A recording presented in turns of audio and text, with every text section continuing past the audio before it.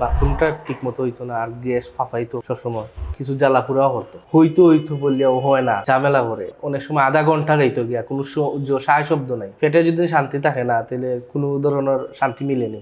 যত যোগ পেট শান্তি, দুনিয়ায় শান্তি। পেট শান্তি না, দুনিয়ায় শান্তি হইব কিরকম? কি কি খাইলে আপনার এই সমস্যাগুলো বাড়তো? ভাজা ফুরা আছে, সিঙ্গারা, আলুর চপ, রোজার যেগুলা খায় ওইগুলো।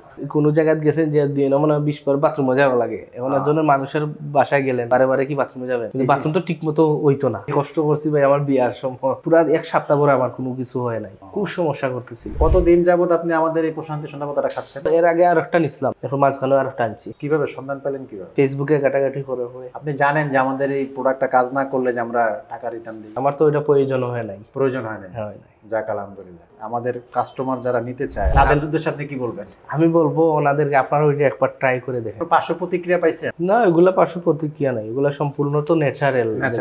ভেষজ। এখন এটা খাওয়ার পরে আপনার কয়বার টয়লেট হয়? আমার 2 বার ভাই, টাইম হয়ে গেছে। সকালকে ঘুম থেকে উঠে রাত্রে, পুরানা যে অভ্যাসটা ওইটা আবার আসছে, ফিরে আসছে। ঠিক আছে, ধন্যবাদ ভাই, আপনি সময় দিলেন, সহযোগিতা করলেন।